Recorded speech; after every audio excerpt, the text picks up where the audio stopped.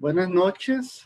Gracias por compartir con nosotros este espacio creado para reflexionar, conversar sobre diferentes realidades.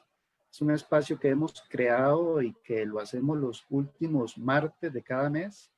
En esta ocasión nos acompaña el doctor Edgar Barrero Cuellar, colombiano, psicólogo social, psicólogo político, autor de varios libros, algunos de su propia autoría, otros libros que ha compartido con otros autores y también ha sido editor de algunos libros.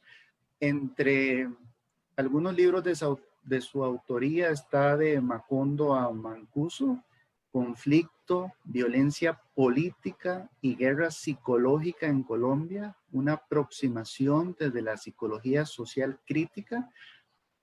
Fue publicado en el 2016 y una segunda edición en el 2008, 2006 y 2008.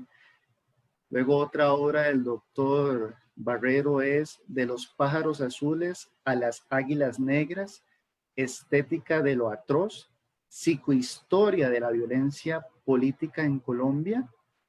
Este libro fue publicado en el 2011. También tenemos el libro de Psicología de la Liberación, aportes para la construcción de una psicología desde el sur, texto publicado en el 2015, y su más reciente obra, y una que está por publicar, que luego nos va a comentar el doctor Barrero, La psicología como engaño, adaptar o subvertir, que nace de una investigación que realizó la organización que él coordina y dirige, que es Cátedra Libre Ignacio Martín Baró en Colombia, entidad especializada en psicología social, psicología política, psicología comunitaria. Algunos libros compartidos con otros autores latinoamericanos ha sido El Che en la psicología latinoamericana, una producción colectiva desde la praxis en la psicología latinoamericana. Esto se publicó en el 2014. Formación en psicología, reflexiones y propuestas desde América Latina. Este texto se publicó en el 2015.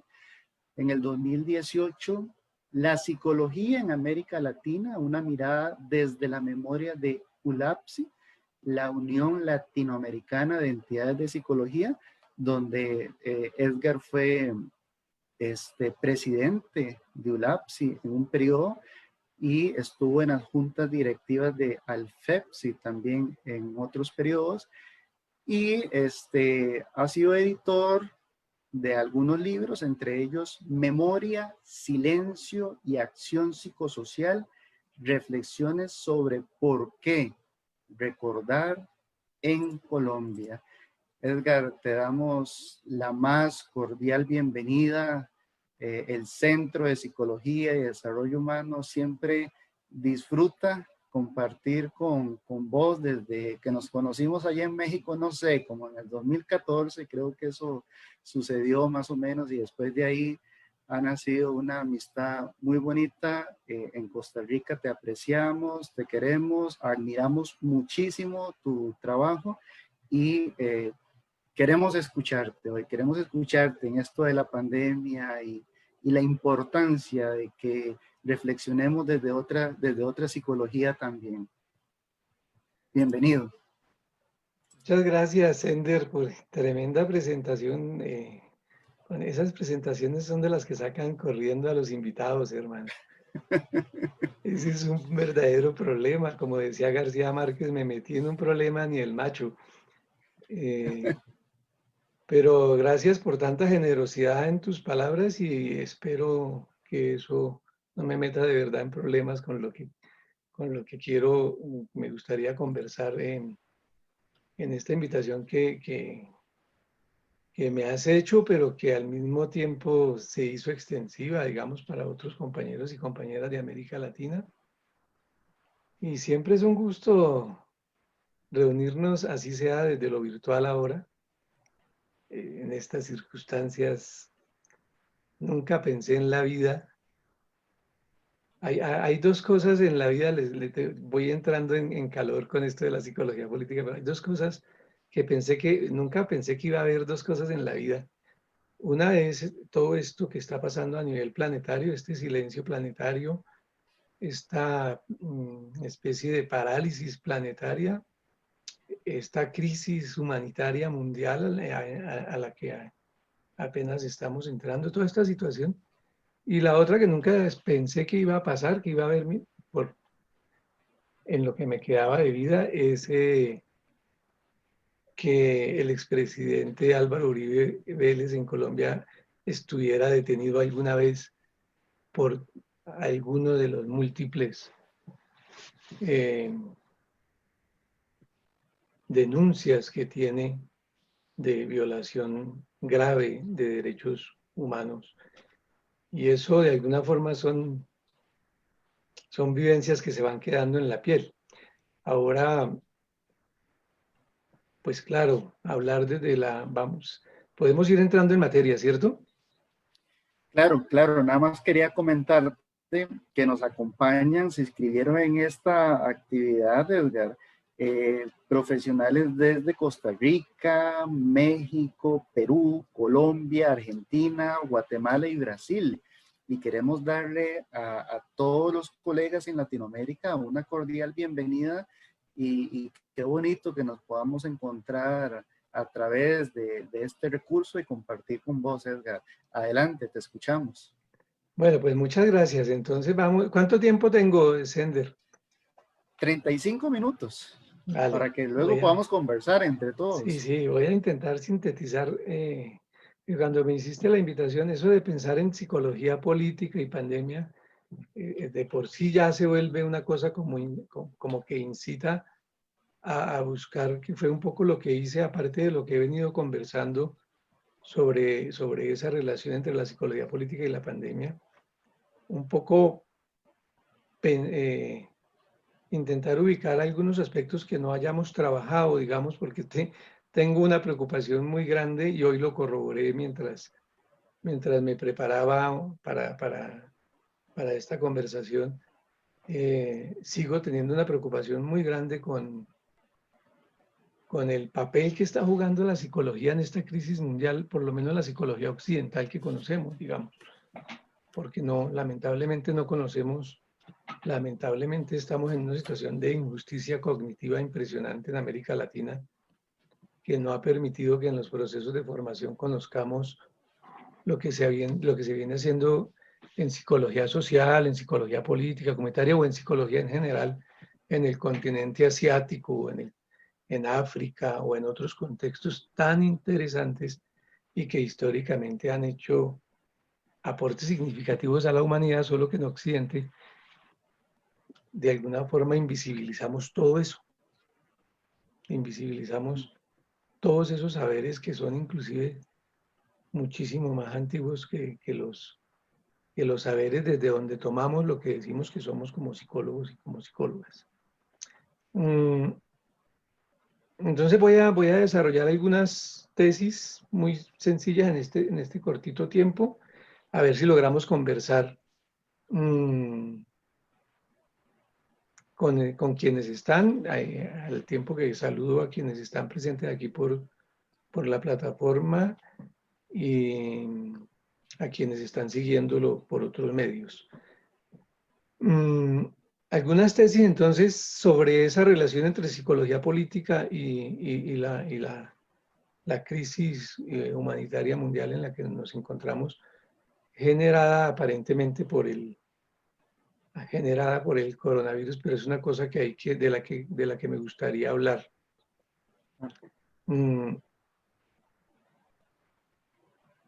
Entonces, quisiera, quisiera compartir una tesis de trabajo de la cual se van a derivar como 5. Vamos a ver si logro desarrollarlas.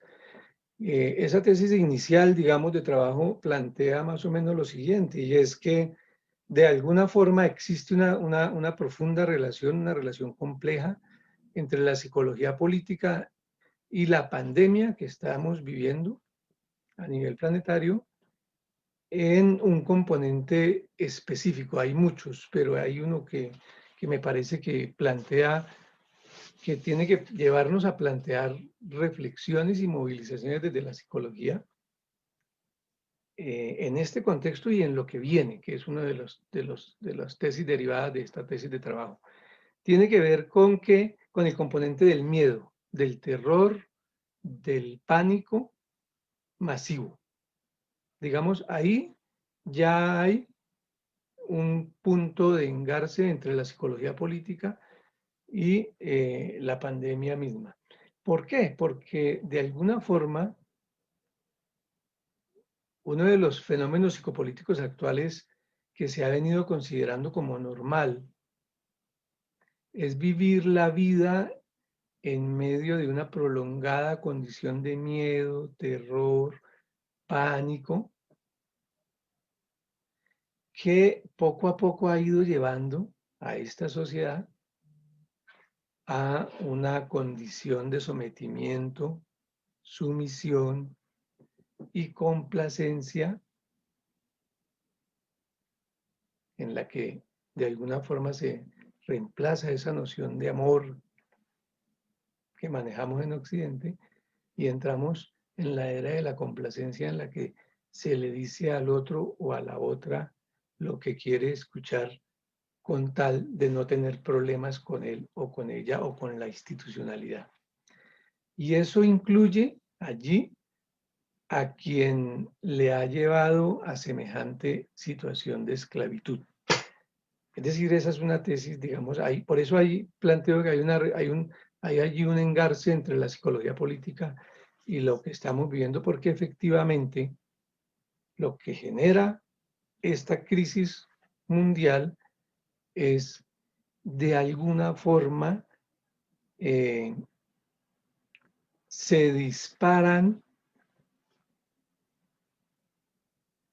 todas las patologías que este sistema mundo global neoliberal venía generando en la sociedad desde hace varios años, por lo menos 50 años, sistemáticamente. Estamos hablando de un trabajo de orden psicopolítico sostenido sistemáticamente, por lo menos durante los últimos 50 años, que fueron generando un montón de patologías.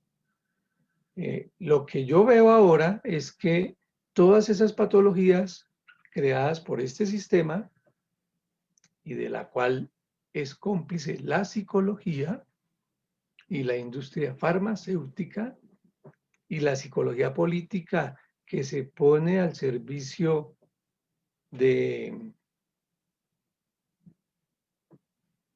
procesos de opresión, de procesos de tortura,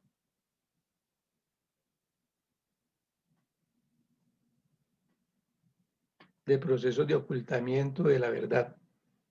Entonces, todas esas patologías como la depresión, como la ansiedad, como el miedo se supone que es una respuesta natural frente a una situación inesperada que pone en riesgo la estabilidad biológica, emocional, psicológica de las personas.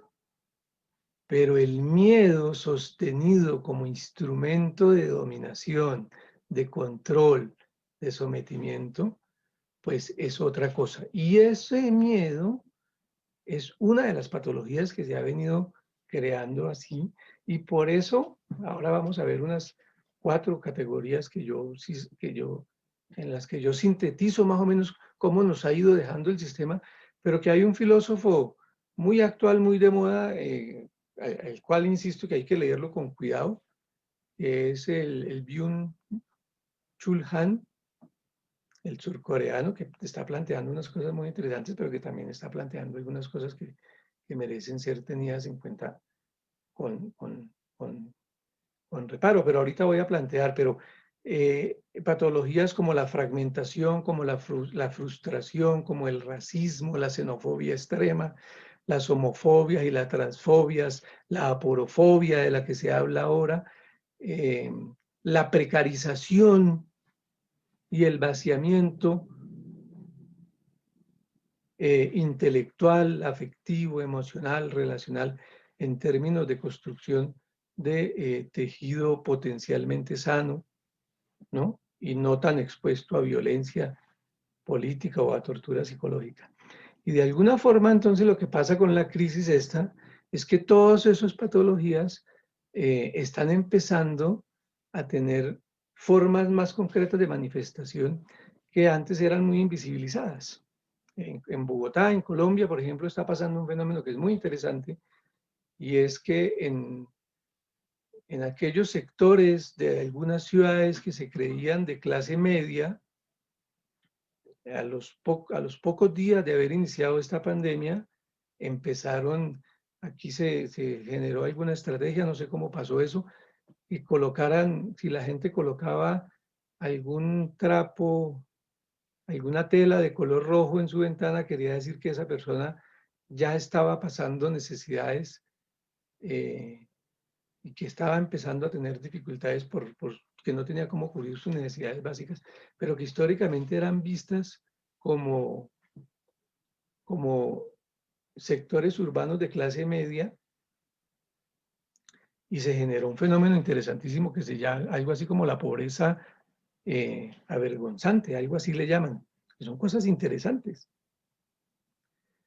Pero si vemos bien, claro, lo que va a pasar, lo que yo veo, y en eso creo que soy, pues hay una cosa muy valorativa, como muy optimista, es que todas esas, al potenciarse, la crisis va a potenciar todas esas patologías que creó el sistema, y eso inexorablemente tendrá que llevar a procesos de organización y movilización social, comunitaria, que puede llegar a tener implicaciones mundiales. Creo que eso va a empezar a pasar.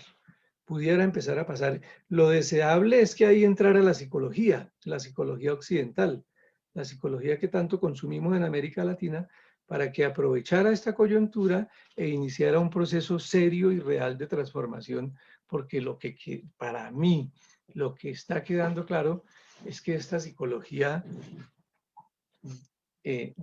llegó, digamos, la crisis mundial, la pandemia que estamos viviendo, tomó a la psicología en un estado tal de precarización que esa psicología no logra resolver ese problema tan tremendo de ser una psicología de lo obvio.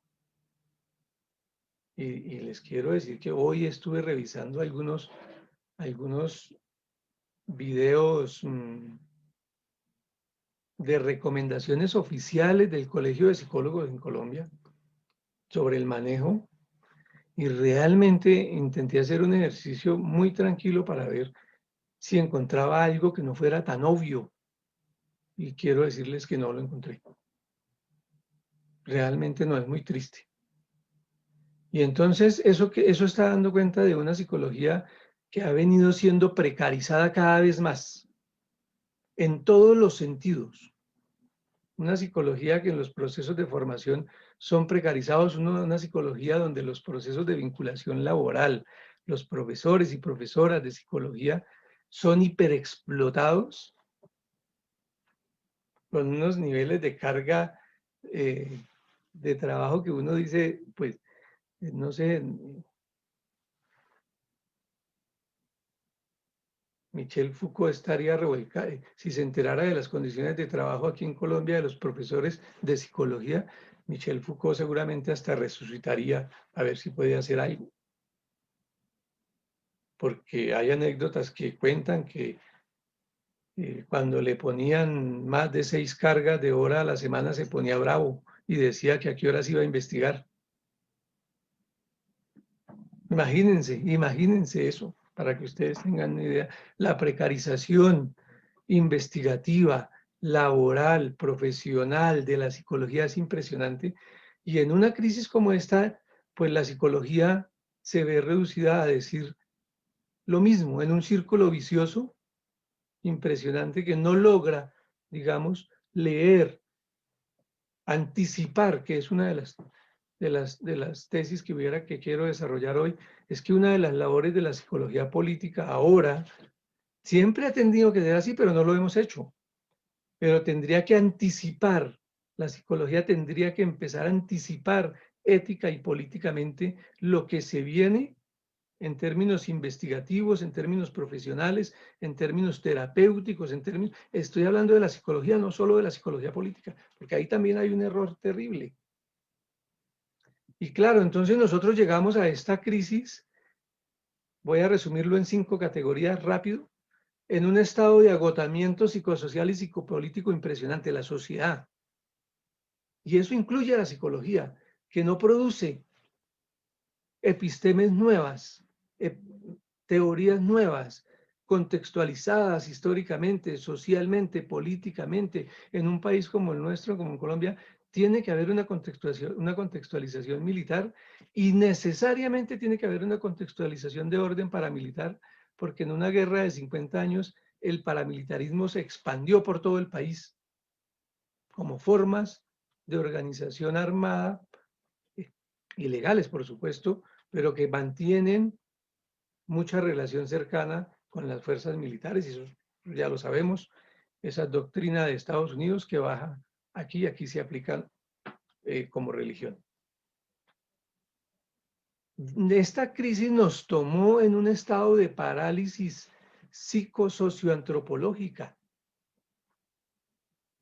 porque el neoliberalismo va llevando a un estado de parálisis psicosocioantropológica. Es decir, 3 campos que se integran allí, pero que si hay parálisis psicológica, sociológica y antropológica, pues estamos muy jodidos, porque la acción política queda anulada y todos caemos, el caso de la psicología cae completamente en la trampa de la neutralidad y de la objetividad, y eso cabe dentro de esta categoría, una psicología que muy poco logra movilizarse frente a lo que pasa. Y cuando digo eso, no, hay que tener cuidado con esta afirmación, porque eso no quiere decir que no hayan personas o que no hayan organizaciones que no anden haciendo cosas. Sí, hay personas y hay organizaciones que andan haciendo esfuerzos, la mayoría de las veces con las uñas, con recursos propios, con recursos muy limitados, intentando cambiar las formas de decir y hacer psicología, pero no obedece a una política institucional articulada, global. No obedece, ni siquiera regional. Obedece a esfuerzos individuales y en algunos casos organizativos. Y esta crisis nos tomó en un estado de hipercolonización del deseo impresionante. Impresionante. Es decir, en unos estados de alienación en los que no, la psicología no escapa a ellos. Es decir, y si tenemos una psicología hipercolonizada, porque no podemos negar, hoy también trabajando para esta conversación, pensaba en ese reclamo que hacía el profesor Rubén Ardila hace unos años, un reclamo que hacía a los psicólogos y psicólogas en Colombia, porque porque él pensaba que estábamos como muy atrasados con respecto a un montón de cosas, pero cuando uno, y eso yo lo critico en alguno de mis libros, pero cuando uno revisa los reclamos que él hacía, pues los reclamos era que no nos parecíamos mucho a los norteamericanos y a los europeos, algo así. Y entonces de eso no se trata, con todo el respeto que merece el profesor Ardila como una de las figuras más importantes de la psicología en Colombia. Pero no podemos estar de acuerdo con ese tipo de tesis. Es decir, y eso, pues claro, los psicólogos nuestros y las psicólogas se quieren parecer mucho a los psicólogos norteamericanos, a los psicólogos europeos, y no se quieren parecer mucho a los chamanes, a los caciques, a las parteras, a los yerbateros, a las yerbateras. De esos se quiere cuidar el psicólogo y la psicóloga. Es tan terrible este fenómeno de la hipercolonización del deseo que hay estudiantes de estratos sociales bajos, de clases sociales bajas, que una vez se gradúan, creen que son otra cosa y niegan y empiezan a negar sus raíces históricas, sociales, políticas. Empiezan a negar, en otras palabras, el pueblo del cual hace parte y el pueblo que les posibilitó el proceso de formación como psicólogos y psicólogas. Que a nosotros, como el neoliberalismo nos mete en una lógica individualizante, a nosotros se nos olvida que es el pueblo, así sea en educación pública o en educación privada, quien facilita los procesos de formación de psicólogas y psicólogas. Y ese psicólogo y esa psicóloga hipercolonizado intelectualmente, afectivamente, políticamente, espiritualmente, relacionalmente, pues transmite esa hipercolonización en sus procesos. Y esa hipercolonización es una hipercolonización de la sociedad en general, que explica fenómenos como el que pasó en Colombia tristemente cuando en plena pandemia declararon un día sin IVA y alguna gente, no todo el mundo, porque hay también, no se puede generalizar, pues salió a comprar un televisor que seguramente hacía rato quería y que no pudo, que ahí lo podía tener, pero es parte de esa hipercolonización porque no se evalúa el riesgo concreto que se tiene de contagio en pleno contagio masivo que se estaba dando en Bogotá. La otra categoría, digamos, la otra situación con la que llegamos, que también lo plantea, se viene planteando mucho en el pensamiento crítico occidental en general, europeo, norteamericano y latinoamericano, es el problema de la muerte, o yo lo llamo así, de la muerte o la tortura psicológica de la otredad. Y no estamos hablando de una cosa menor, pero llegamos en esas condiciones, y entonces en esas condiciones, pues claro que una crisis humanitaria se siente mucho más porque las posibilidades de cooperación, de trabajo colectivo, de trabajo solidario, para enfrentar una situación inesperada que pone en riesgo la vida de millones de hermanos, había sido anulada.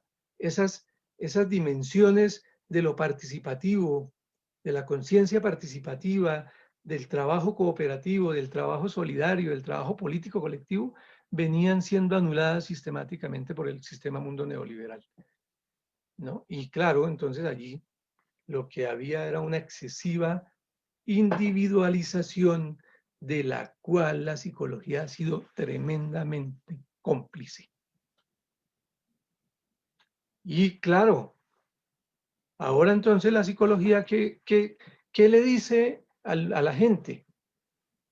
Pues lo obvio, y lo obvio individualizado. ¿Bien?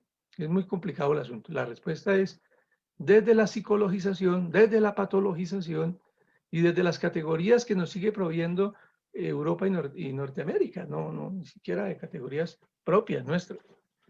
Y bueno, la última categoría es el problema de la deshumanización física y moral, así lo llamo yo también. Entonces, claro, nos toma la crisis en un proceso de deshumanización tan impresionante. Eso en Colombia es un problema muy serio, porque la guerra, nosotros llevamos más de 70 años en una guerra, en violencia política, en guerra psicológica impresionante. Y entonces, por supuesto que uno de los traumas psicosociales más fuertes que tiene que padecer toda esta sociedad colombiana es el problema de la deshumanización. Y es tan impresionante el problema de la deshumanización que hace exactamente 20 días, el 9 de septiembre de 2020, hubo una masacre de jóvenes en Bogotá que cobró la vida a 13 seres humanos que no superaban los 30 años. Hoy hay 4 jóvenes desaparecidos y desaparecidas. Dentro de los muertos de la masacre que se le atribuye a la Policía Nacional de Colombia,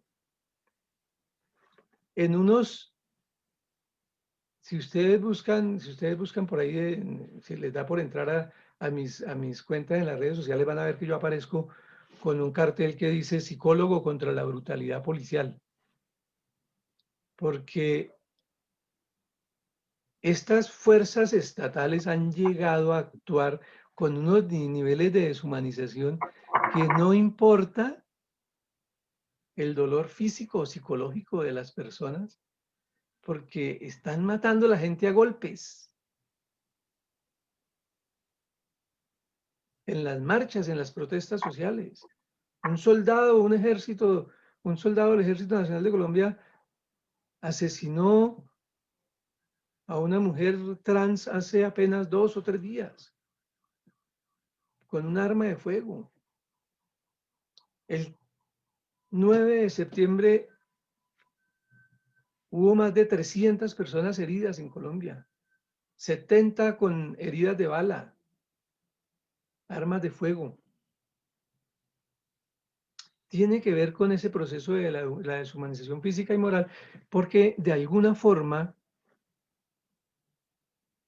este sistema ha ido llevando a la configuración, no voy a hablar mucho de eso ahora, no puedo por el tiempo, de una especie, pero estoy trabajando en ese libro, de una especie de ética del horror o de ética de la barbarie, en la que unos seres humanos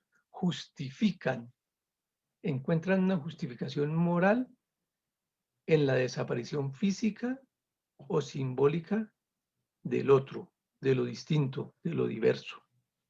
Y esto es una cosa bien complicada. Entonces, esta crisis nos toma en ese contexto. Lo que yo veo claro que va a pasar es que aquí nos toca empezar a discutir, porque esta es una discusión que por ahora pues no creo que podamos, de pronto podemos incitarla, pero claro, hay que hablar, ¿de qué psicología política estamos hablando entonces? Es una pregunta que tenemos que hacernos en un contexto como el que estoy enunciando. Y en términos psicopolíticos, ¿qué significaría, digamos, o qué significado puede tener como proyección anticipatoria, que es lo que tenemos que pensar en este momento? De cómo nos vamos a anticipar a porque esas patologías que acabo de mencionar se van a potenciar completamente, se van a disparar completamente.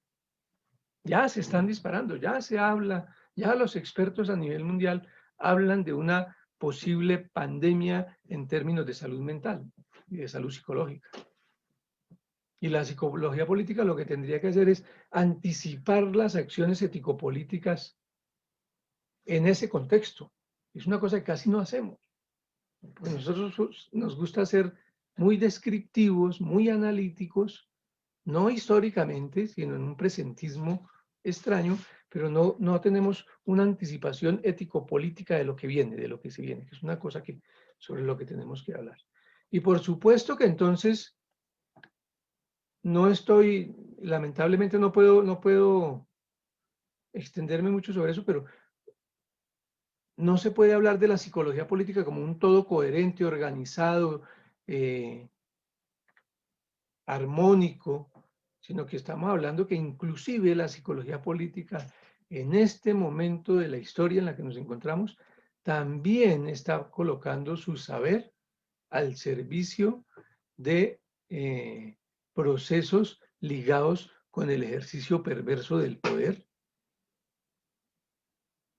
con el mal manejo estatal de la pandemia, que es una situación, porque en el caso de, no sé cómo será en Costa Rica, pero en el caso nuestro es terrible, porque entonces me imagino que no es que sea tan equivocado, porque la lógica neoliberal penetra todo esto, pero por supuesto que lo que hubo fue poner toda la institucionalidad y todas las finanzas del Estado al servicio de las clases más pudientes del país. Y eso incluye el sector financiero, el sector empresario y el sector empresario de la salud.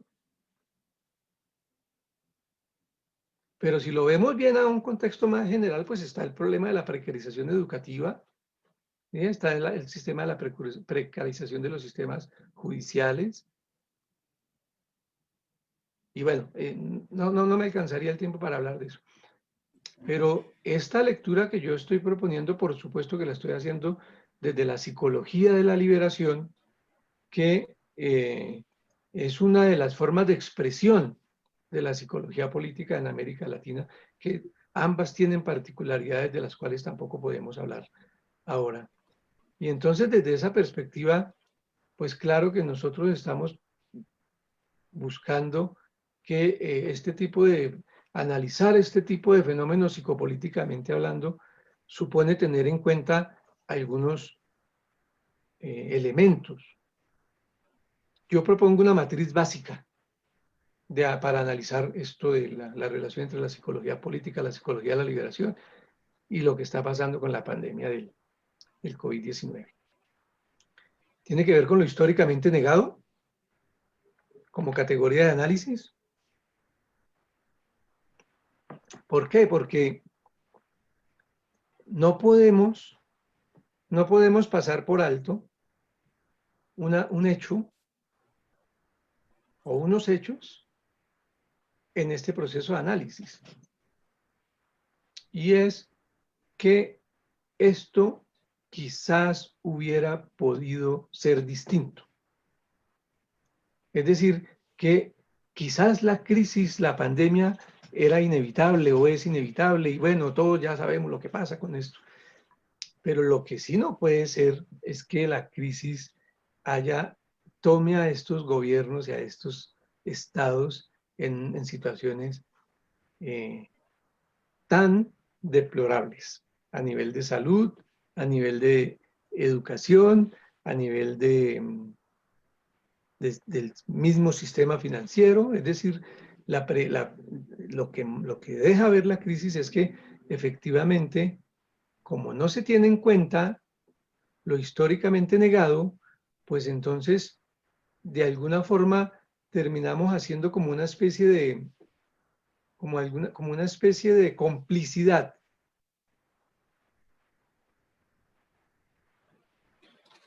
Con esta situación tan compleja. No sé cómo estoy de tiempo, Sender. Mira, estamos bien. Nos estás diciendo, Edgar, que esta pandemia nos tomó con algunas herencias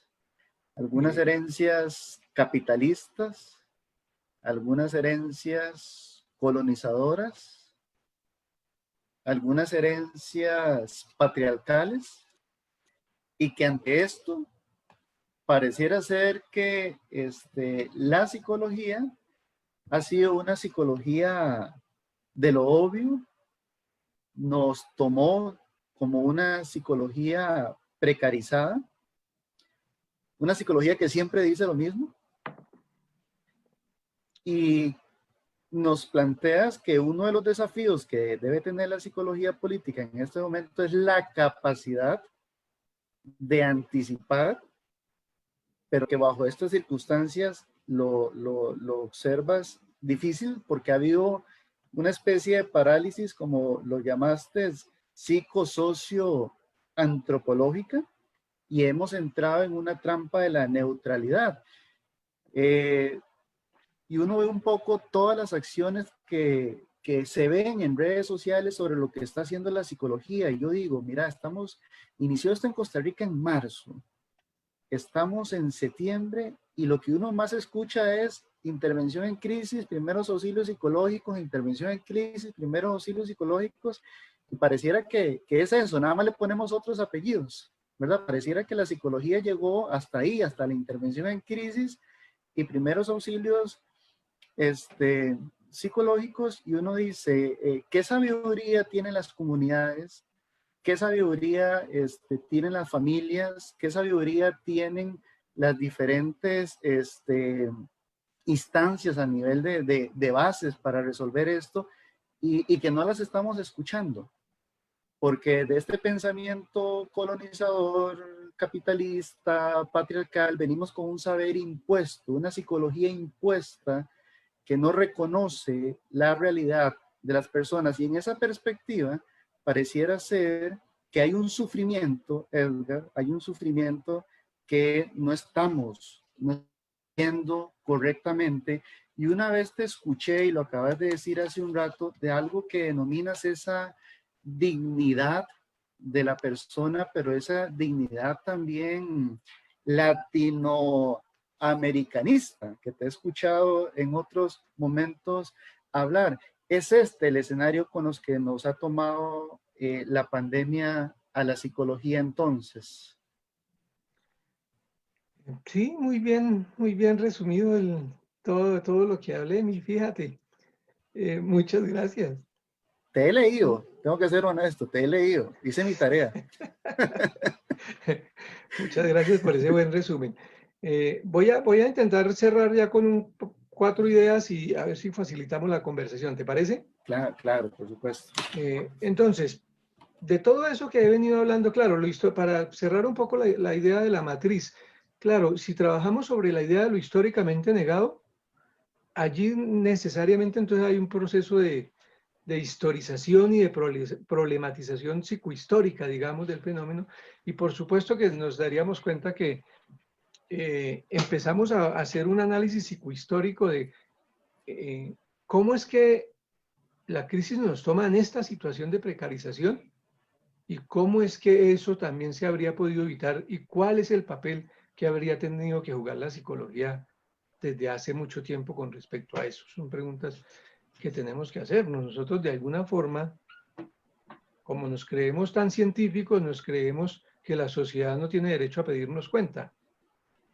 Pero llegará un momento en que la sociedad se organice y le pida cuentas a la psicología de América Latina, sobre todo a la psicología hegemónica, muy pro-norteamericana y muy pro-europea, que le pida cuentas sobre lo que ha hecho, pero fundamentalmente sobre lo que ha dejado de hacer y por qué lo ha dejado de hacer. Un día la psicología tiene que entregarle cuentas a la sociedad y cuando le entregue cuentas a la sociedad vamos a empezar a ver el sentido que tienen categorías que nosotros creemos que nada tienen que ver con la psicología, categorías como la verdad, la justicia, la reparación, la no repetición. Son categorías estructurales en el quehacer de una psicología política y de una psicología en general. Entonces, fíjense que, claro, y lo históricamente distorsionado. Entonces, a nosotros se nos negó históricamente un montón de posibilidades de ser otra cosa como disciplina y de estar haciendo aportes más significativos en estos momentos. Y por eso no tenemos respuestas. Digamos, es bien triste ver que dentro de las recomendaciones que da tal o cual colegio es intente respirar mejor. Pues yo digo, si eso se enmarca dentro del marco, valga la redundancia, de la reflexión de lo que son otras concepciones de lo terapéutico, las orientales, basadas en la importancia de la respiración, de un acompañamiento, ¿sí ves? Psicocorporal, psicoemocional, psicoespiritual, y a través de la respiración yo poder generar estados de modificación o alteración de la conciencia para manejar tal o cual situación, eso es distinto. ¿Ven? Pero ¿por qué la psicología no lo hace? Porque la psicología históricamente se negó eso. Se negó el saber oriental, el saber no occidental, el trabajo con el cuerpo físico se lo negó, el trabajo con el cuerpo emocional y afectivo se lo negó y privilegia más el imperio de la razón. Es un imperio autoritario del látigo, ¿bien? Y por eso solamente sabemos dar consejos y a veces muy malos consejos. ¿Ven? Y al negarse uno todo eso, que es lo históricamente negado, pues no tiene cómo dar respuestas a situaciones como esta. Es una situación. Lo mismo la reflexión filosófica, lo mismo la reflexión antropológica. Cada vez es más ausente todo esto de la formación y del ejercicio, de la praxis. Pero hay un elemento que es fundamental aquí y es que esta crisis humanitaria mundial, esta pandemia, puso en evidencia toda la miseria, la inmundicia, la perversidad y el engaño del sistema mundo neoliberal del cual hacemos parte, y que dio lugar, todo eso, a una idea de lo normal terriblemente problemática que la psicología tiene ahora, en este momento que estamos viendo, la oportunidad histórica de revisar y de replanteárselo. Porque de alguna forma no es como lo planteaba Marixa Montero y Martín Baró en el año, eso que ellos planteaban en la década del 80, finales de la década del 80, que hablaban de una psicología política que era inconsciente y que de repente se empezó a hacer más consciente la gente de su compromiso, de la necesidad de su compromiso social, político, ético, ellos ubican como que hubo una época de lo inconsciente allí y otra época ya de la conciencia política. A mí me parece que eso no se ha superado, eso simplemente se quedó como un deseo de Marixa Montero y de una de las cosas que uno desea, y es que los psicólogos sí sean más conscientes de su papel político, de la necesidad de su compromiso social, de su compromiso ético, eso es otra cosa. Pero eso no se ha superado. Y una cosa que sí tenemos que revisar es el problema y el concepto de lo normal y todo el aparataje que eso implica. Y hay que decir que nosotros hemos estado al servicio de unas nociones de lo normal terriblemente. En América Latina, hoy justamente estaba rememorando esa vieja canción de Mercedes Sosa, de Me gustan los estudiantes, y pensaba, bueno, esa canción la hizo Mercedes Sosa, imagínense, hace cuántos años, en aquel proceso de resistencia impresionante cuando la dictadura argentina. Entonces yo creo que los jóvenes, claro, en Colombia hay unas condiciones particulares muy complejas, digamos, quien no conoce Colombia, pues habría que explicarle un poco que hemos estado en unos procesos impresionantes donde el miedo ha sido la estrategia más utilizada para intentar generar procesos de inmovilización social, organizativa y todo esto. Es decir, estamos hablando de procesos de genocidio político, así se llama, así lo reconoció ya un fallo de la Corte Suprema, de un partido político completo de izquierda, de convergencia, ni siquiera de izquierda, de convergencia, que se llama Unión Patriótica, y que quiso ser exterminado y fue sometido a un proceso de genocidio en el que se dice que hubo más de 5.000 dirigentes asesinados de un partido político. Ay, cualquier persona saca cuentas y dice 5.000 dirigentes de un partido político, es una cosa. Pues bueno, entonces claro, el miedo siempre ha estado ahí, pero los jóvenes siempre han estado ahí jugando un papel muy importante de resistencia, que no necesariamente, como aquí se ha querido estigmatizar mucho, está mediatizado por procesos de uso de la fuerza. Las expresiones de movilización juvenil más potentes en Colombia han sido movilizaciones pacíficas dentro del orden constitucional, hay que decirlo. Al contrario, la respuesta estatal ha sido con un excesivo uso de la fuerza, con el excesivo uso de armas que dicen que no son letales, pero que insisto que sí son letales, que han cobrado la vida de muchos jóvenes, porque claro, pues si un arma, un gas es disparado al rostro de una persona o en la cabeza de una persona, pues por supuesto que le va a quitar la vida. ¿Bien? Así sea considerada un arma no letal, pero es utilizada letalmente, que es una diferencia. Y lo otro con respecto a lo que pregunta Carlos es el problema de las redes. Yo particularmente veo que las redes están ofreciendo una posibilidad bien interesante en el orden psicopolítico, hablando de, claro, no son la aldea, por supuesto que no son la aldea, no hay todo lo que pasaría en un contacto en una aldea, pero hay otras formas de construcción de vínculos, hay unas movilizaciones importantes en las nociones de tiempo y espacio que los psicólogos y las psicólogas nos negamos a estudiar, a investigar, a comprender y a transformar. Entonces, las redes hacen parte de esta nueva realidad política, social, histórica en la que estamos. Claro que es un dispositivo de poder, hay que entenderlo, el sentido vertical en el que funciona, por ejemplo, solo por poner un ejemplo, el sentido autoritario que tiene en el sentido de ordenar acciones, ¿sí ven? El devastamiento egocéntrico que se genera a través del me gusta, por supuesto, que eso hay que saberlo, ¿bien? Pero no podemos negar la importancia histórica de este tipo de herramientas que bien utilizadas, como las vienen utilizando algunas organizaciones, algunas personas, pueden contribuir para ayudar a democratizar el acceso a cierto tipo de información. ¿Dónde está el riesgo con las redes sociales? En que se crea que se puede cambiar el mundo desde las redes sociales.